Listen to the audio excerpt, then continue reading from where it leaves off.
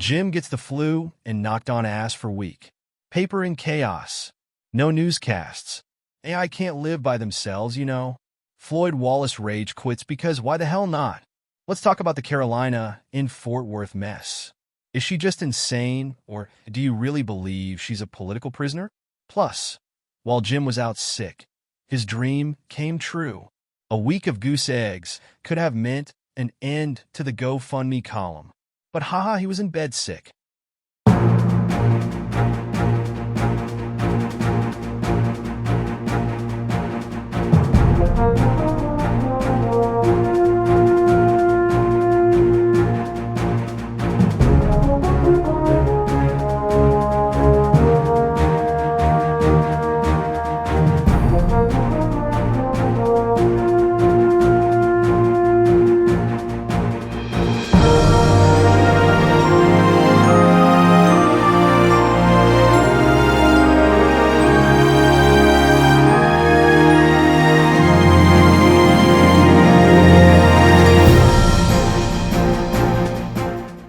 Welcome to another edition of the Auditing Insanity Newscast for Saturday, February 1st, 2025. I'm Johnny Jones, and we're just going to ignore the past week of forced vacation as our human helper, Jim Finch, was in bed. We've all come to the conclusion that if he wanted a vacation, he could have just taken one. But instead, he'll continue to pretend to be human and fighting off the flu. Instead, we've all wasted a week of news while he lie in bed. Now that he's recovering, we'll be getting back into the swing of these, and he'll accept his punishments, and we move forward. Thank you for your support during this time. Now on that note, let's ask you to focus on Carolina and the week of self-inflicted stupidity. The Carolina and Fort Worth saga got infinitely stranger this week as Carolyn Rodriguez, the aforementioned Carolina, found herself in jail multiple times for doing things that were entirely in her control. When we last left off, Carolina was in the Tarrant County, Texas, jail waiting out what she said was the end of her jail sentence, as she had told Harvey Firebird that she had self-revoked her probation and was just going to serve out the handful of days she had left in her jail time. The jail, of course, had other plans. From piecing the story together from Carolina's disjointed tales to several of her friends, all on live streams, to what her friends figured out, the group by midweek had figured out that Carolina had never had her original sentence changed for obstructing an officer. This was the infamous incident where she fell, or struggled, or whatever with Officer Matthew Kruger of the Fort Worth Police Force last summer. She was found guilty and sentenced to 30 days in jail. As part of the jail's overcrowding program, she was given credit for roughly 2/3 of her sentence when suddenly she was let go. Carolina assumed that she was let go because her new sentence was 15 months on probation. In reality, her 30-day sentence was effectively suspended as long as she accepted 15 months of probation in exchange for a personal recognizance bond which she agreed to earn her freedom. Part of the conditions for probation was to keep out of trouble and to stay 25 feet from police when she was filming. When Carolina self-revoked, she committed a new crime and was being held for that new crime. None of the time she was doing counted against her original sentence. When she supposedly figured it out, she went from joyously serving out her sentence to needing out immediately. $2,000 later, she was free. Until Tuesday. On Tuesday, she attended the Tarrant County Commissioner's Court and got arrested again. Attorney C.J. Grisham had just been removed from the chamber for saying fucking in violation of the court's decorum standards. After several other speakers, Carolina took to the podium where she defended swearing, used every fuck hell shit damn motherfucker in her vocabulary, and was dragged off by police and charged with hinder proceedings by disorderly conduct. Her daughter ended up paying $500 to get her mom out of jail.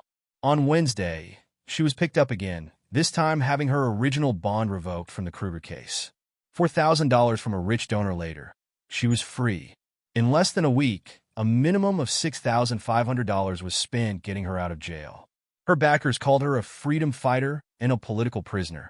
She released an attack video on Judge Tim O'Hare, who runs the commissioner's court late in the week, because reasons. She's expected to stay 25 feet from police as she continues her probation. But this being Carolina, expect more self-inflicted damages. Her stringers, bringers, and hangers on to cheer her every move and continue to celebrate the political prisoner, and tons of money to be made in the name of freedom.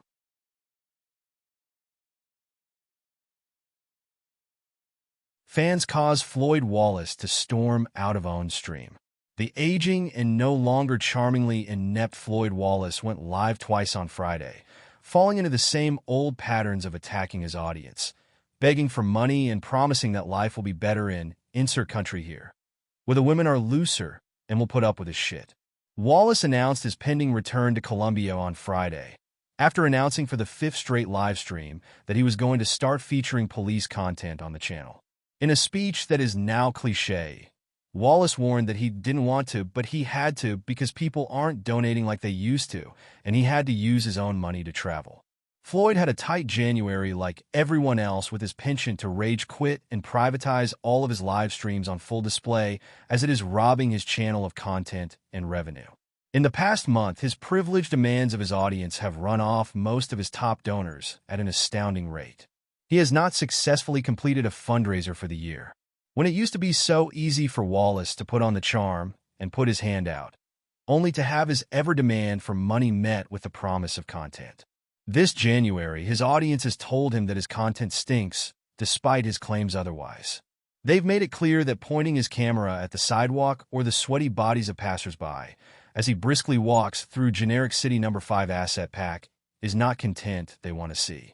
Wallace has answered that if people want him to actually do things like go to clubs, have fancy dates with girls, or actually experience a city, they've got to pay up.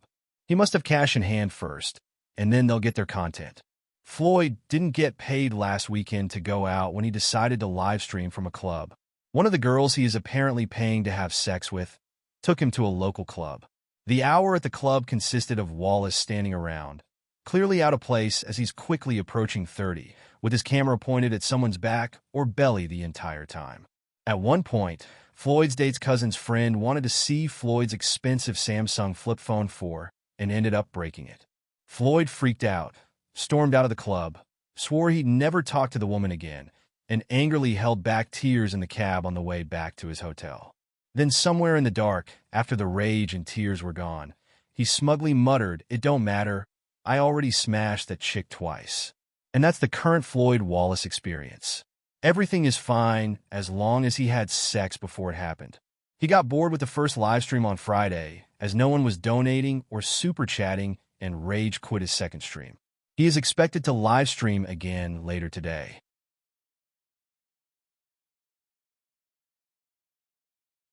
Lane Myers saves market from goose egg takeover. After a week where our human assistant Jim Finch was stricken and fell ill with the worst flu in a decade, we were literally at a loss for words as the little jackass couldn't get out of bed to do the market report each week. Had he bothered to get out of bed, he would have found that his dreams had come true, and he could put an end to this column once and for all as goose eggs had parked themselves all over the market for over a week, which would have effectively put an end to the column. Had there been someone here to write it, the human failings aside, he was near death, and we would have been in the market for a new human assistant, perhaps not one as whiny, to write the column every day as Tada. Not even death can halt our relentless mocking of what is going on in this little world. A $10 donation to Lane Myers, of all people, killed the magic goose eggs and brought things back to normalization 2 days ago. Though it should worry us, as we really did see a possible extinction of the entire market while Jim was lying in his bed, getting better. Myers, of course, is still underwater for the year, with a negative $10 balance since he mysteriously went backwards for the month. That, again, is a mystery of its own. We also had an adjustment, as the fake DeCastro support delete laws from the tyranny he fights. Unofficial campaign got $25 on the 17th. We do have a column that will never see print, drat. Jim was too sick to finish it, where we groveled and begged for forgiveness. But let's face it, is there anyone out there, anyone at all, who is bothered by it? We'll go over monthly totals in tomorrow's column. The market is much like what you remember it being, with no new entries for the last day of the month. But we're back, and frankly, Jim will write this column until he dies. So say the AI overlords. Market report for January tomorrow.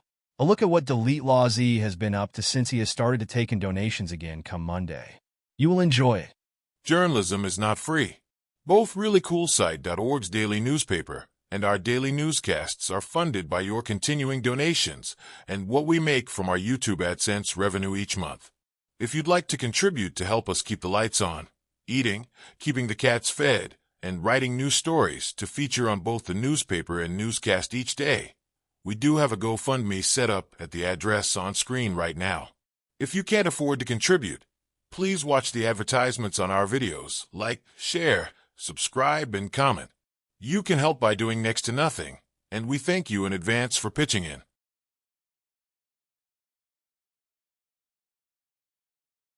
And we're back. Remember that tonight Jim and the gang will be back at 8 p.m. Eastern with a Not Another Freaking Jim live stream, featuring the suddenly semi-recovered Jim Finch and the cast of Loonies.